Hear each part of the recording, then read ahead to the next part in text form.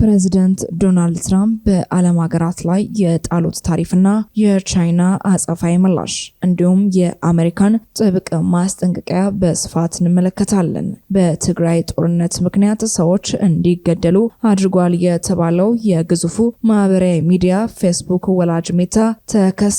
ይህንን መረጃ በተመለከተ ሰፋ ያለ ጥንክርን በዝርዝር መረጃችን አዘጋጅተናል።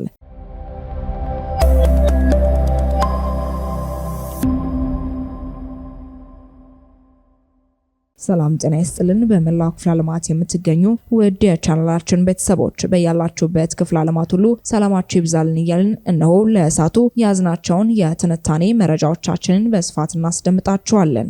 ወደ አስቀደምንላችሁ ጉዳያችን ስናመራ ሀገራት ለተጣለባቸው ታሪፍ አጸፋውን እንዳይሰጡ አሜሪካ አስጠነቀቀች።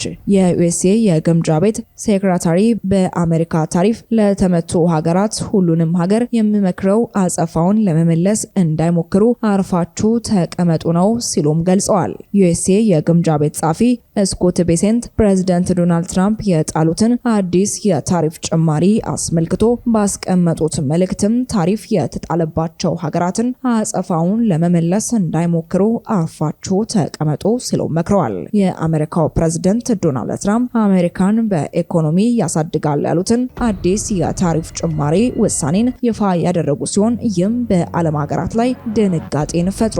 ፕሬዚደንት ዶናልድ ትራምፕ ሁሉም የንግድ አጋሮቻቸው ላይ ከ10 እስከ 50 በመቶ የታሪፍ ጭማሪ ያደረጉ ሲሆን እስከ መጋቢት 27 ባሉት ቀናትም ተግባራዊ እንደሚደረግም አስታውቀዋል። አዲሱ የታሪፍ ጭማሪ ወደ አሜሪካ ምርቶቻቸውን የሚልኩ 100 ሀገራት ላይ ተግባራዊ የሚደረግ ሲሆን የተመረጡ 60 ሀገራት ላይ ከፍተኛ የታሪፍ ጭማሪ ይደረጋል። ዝቅተኛውን ታሪፍ ከሚከፍሉ ሀገራት መካከል ዩናይትድ ኪንግደም፣ ሲንጋፖር፣ ብራዚል፣ አውስትራሊያ፣ ኒውዚላንድ፣ ቱርኪ፣ ኮሎምቢያ፣ አርጀንቲና፣ አልሳልቫዶር፣ የተባበሩት አረብ ኤምሬትና ሳውዲ አረቢያ ይገኙበታል። ከፍተኛ ታሪፍ የተጣለባቸው 60 ሀገራትም በአሜሪካ ምርቶች ላይ ታሪፍ የሚያስከፍሉና የአሜሪካን ኢኮኖሚ ይጎዳል ብለው በሚያስቡት ነገር ከመተግበር ወደ ኋላ አይሉም ተብለው የታሰቡ ሀገራት መሆናቸውም ተገልጿል። ከነዚህ ሀገራት መካከልም የአውሮፓ ህብረት 20 በመቶ፣ ቻይና 54 በመቶ፣ ቪየትናም 46 በመቶ፣ ታይላንድ 36 በመቶ፣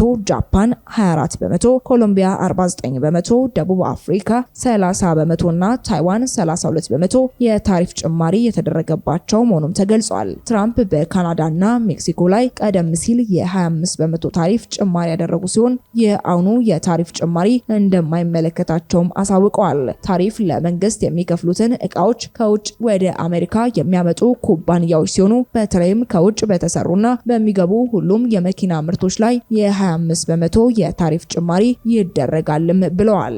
ታዲያ ይህንን ተከትሎ የበርካታ ሀገራት መሪዎችም ትችታቸውን እየገለጹ ይገኛሉ። ዶናልድ ትራምፕ ወደ አሜሪካ በሚገቡ ሸቀጦች ላይ አዲስ ታሪፍ ለመጣል መወሰናቸውን ለዓለም ኢኮኖሚ ትልቅ ጉዳት ነው ሲሉ የአውሮፓ ህብረት ኮሚሽን ኃላፊ ኡርሱላ ፎን ደር ሌየን ተናግረዋል። ቻይና የዶናልድ ትራምፕን እርምጃ በመቃወም ተገቢው ምላሽ ለመስጠት ቆራጥ መሆኗን ገልጻለች። ይህ የቻይና የማስጠንቀቂያ ምላሽ የተሰማውም የአሜሪካው ፕሬዝዳንት ከመጋቢት 27 2017 ዓ.ም ጀምሮ ወደ አሜሪካ በሚገቡ ሁሉም ምርቶች ላይ የ10 በመቶ ታሪፍ መጣላቸውን ይፋ ካደረጉም በኋላ ነው። ከመጋቢት 29 ቀን 2017 ዓ.ም ጀምሮ ደግሞ ወደ 60 የሚጠጉ ሀገራት ከፍተኛ የሆነ ታሪፍም በዚህ መልኩ ተጥሎባቸዋል። ዶናልድ ትራምፕ እርምጃዎቹ ፍትሃዊ ባልሆኑ የንግድ ፖሊሲዎች ላይ የተሰጠ ምላሽ መሆኑን ተናግረዋል። አክለውም በውሳኔዎቹ በጣም ቸር ለመሆንም መሞከራቸውንም አብራርተዋል።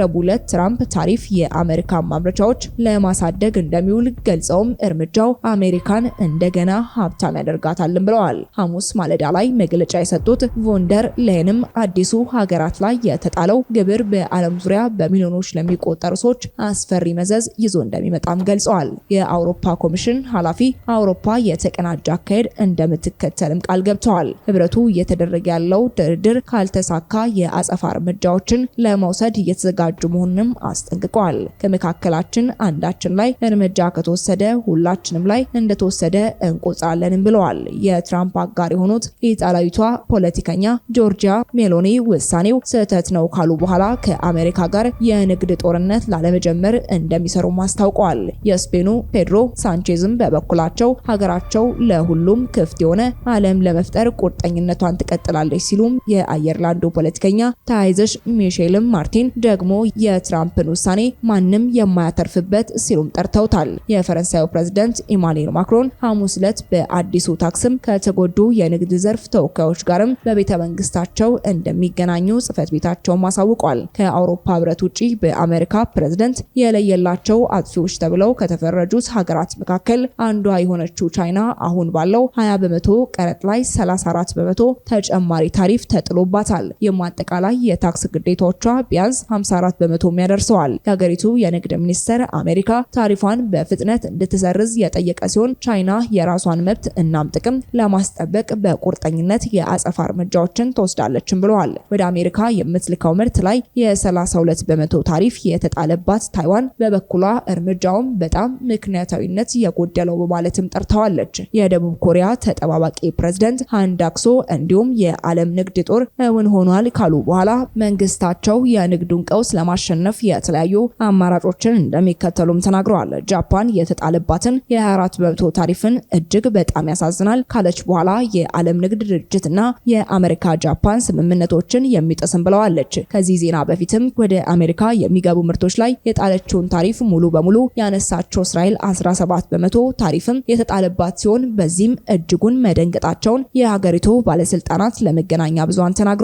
ከአሜሪካ ወደ ሀገራት ውስጥ በሚገቡ ምርቶች ላይ የተጣለውን ታሪፍ ሙሉ በሙሉ ለመሰረዝ ስንወስን ይህንን እርምጃ እንደሚያስቀር እርግጠኞች ነበርን።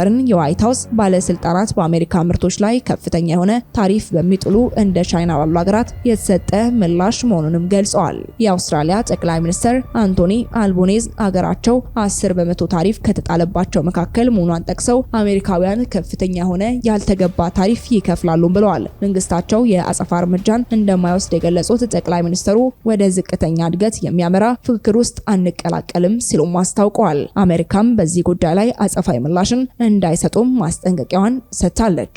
የግዙፉ ማህበራዊ ሚዲያ ፌስቡክ ወላጅ ኩባንያ ሜታ በትግራይ ተቀስቅሶ ወደ አማራና አፋር ክልሎች በተዛመተው ጦርነት ተጫውቷል በተባለው ሚዲያ ኬንያ ውስጥ መከሰስ እንደሚችል የሀገሪቱ ከፍተኛ ፍርድ ቤት መወሰኑ ተገለጸ። ለ2 ዓመት በዘለቀው ደም አፋሳሽ ጦርነት ወደ ብሔር ብጥብጥና ግድያ የሚያመሩ ይዘቶችን በማስተዋወቅ የተወነጀለው ሜታን ክስ የማየት የኬንያ ከፍተኛ ፍርድ ቤት የዳኝነት ስልጣን እንዳለው ብይን መስጠቱን የአምነስቲ ኢንተርናሽናል ስትራቴጂክ ሊቲጌሽን ኃላፊ ማንዲም ገልጸዋል። ብይኑ ለሰብአዊ መብት ጥሰቶች አስተዋጽኦ ያደረጉ ግዙፍ የቴክኖሎጂ ኩባንያዎችን ተጠያቂ ለማድረግ የሚያስችል አዎንታዊ እርምጃ ነው፣ ለፍትህ መንገድ የሚከፍትና ታላላቅ የቴክኖሎጂ መድረኮች ተጠያቂ የማይሆኑበት ጊዜ ያለፈበት መሆኑን የሚያሳይ ነው ሲሉ መናገራቸውንም አምነስቲ ባወጣው መግለጫ ላይ አስፍሯል። ፌስቡክ በትግራይ ጦርነት ወቅት በገጹ ጥላቻ የሚነዙና ግጭት የሚያነሳሱ መልእክቶችን አሰራጭቷል በሚል የ2 ቢሊዮን ዶላር ካሳ እንዲከፍል ክስ የተመሰረተበት ከ2 ዓመታት በፊት ታህሳስ ወር ላይ ነበር። የሜታ የህግ ባለሙያዎችም ቡድን በበኩሉ ኩባንያው በአሜሪካ ውስጥ የተመዘገበ በመሆኑ በኬንያ ሊታይ አይገባም በሚል ከዚህ ቀደም ተከራክሮም ነበር። በተጨማሪም ተፈጽመዋል የተባሉት የሰብአዊ መብት ጥሰቶች በኢትዮጵያ ስለተፈጸሙ በኬንያ ሊሰሙ አይገባም የሚል መከራከያ አቅርቦ የነበረ ቢሆንም የኬንያው ፍርድ ቤት ክሱን ለማየት ሆነ ለማጤን የዳኝነት ስልጣን አለኝ ሲልም አስታውቋል። ሜታ በኬንያ ከተከሰሱት መካከልም የትግራይ ተወላጅ የሆኑት አባቱ ፌስቡክ ላይ በተለጠፈ ጽሑፍ ምክንያት የተገደሉበት አብርሃም ማረግ አንዱ ነው። በባህር ዳር ዩኒቨርሲቲ መምህር የነበሩት አባቱ ፕሮፌሰር ማረግ አማረ በብሔራቸው ላይ ያነጣጠረ በፌስቡክ በወጣ ጽሑፍ ምክንያትም በጥይት ተገድለዋል። የጽሑፍ የፕሮፌሰር ማረግን ስምና አድራሻ የያዘ እንዲሁም እንዲገደሉ ጥሪም ያደረገ ነበር። አባትየው ከመገደላቸው በፊት አብርሃም እነዚህን ጽሑፎች እንዲነሱ ለፌስቡክ ሪፖርት ቢያደርግም የማህበራዊ ሚዲያው ልጥፉን ለማንሳት ፈቃደኛ እንዳልነበሩም ክሱ ያትታል። ጥቃቱን የፈጸሙት ግለሰቦችም በአካባቢው የሚተላለፉ ሰዎች ፕሮፌሰር ማዕረግን እንዳይረዷቸው ስላስጠነቀቁ ማንም ሰው ሊያተርፋቸው አልሞከረም። ፕሮፌሰር ማዕረግ ከተተኮሰባቸው ከ7 ሰዓታት በኋላ ጥቅምት 24 ቀን 2014 ዓ.ም ህይወታቸው አልፏል። ፌስቡክ ለአብርሃም ምላሽ የሰጠው ሪፖርት ካደረገ ከ3 ሳምንታት በኋላ አባትየው ከተገደሉ ከ8 ቀናት በኋላ ነበር። ፌስቡክ የጥላቻ ንግግሩን ቢያስቆምምና በገጹ የሚለጠፉ ጽሁፎችን በአግባቡ ቢያጣራ ኖሮ አባቴ አይሞትም ነበር ሲል አብርሃም ከዚህ ቀደም ለቢቢሲ ተናግሯል። አብርሃም ለፍርድ ቤት በሰጠው ምስክርነት የፌስቡክ አልጎሪዝም ጥላቻ አዘልና ግጭት አነሳሽ መልእክቶች እንደሚያስተዋውቅም ተናግሯል። መሰል ይዘቶችን የተጠቃሚዎችን ተሳትፎ ስለሚጨምሩ እንደማይወገዱም አክሏል። ሌላኛው ከሳሽ የአምነስቲ ኢንተርናሽናል ተመራማሪ የነበሩት አቶ ፍስሐ ተክሊ ናቸው። አቶ ፍስሐ በ2 ዓመቱ ጦርነት ወቅት በኢትዮጵያ ይሰሩት በነበረው የሰብአዊ መብት ስራዎች የበይነ መረብ ጥቃቶችን አስተናግደዋል። በኬንያ ነዋሪነታቸውን ያደረጉት አቶ ፍስሐ በፌስቡክ በተሰራጩ ይዘቶች ምክንያት ለደህንነታቸው እንደፈሩም ገልጸው ነበር። ከሁለቱ ኢትዮጵያውያን በተጨማሪ ካቲባ የተሰኘ የኬንያ የመብቶች ተሟጋች ተቋም ናቸው በሜታ ላይ ክሱን የመሰረቱት። ወደ ተመልካቾቻችን ለእሳቱ የነበረን የትንታኔ መረጃ ይህንን ይመስል ነበር። አብራችሁን ስለነበራችሁ እጅግ አድርገን እናመሰግናለን። ቸር ቆዩልን።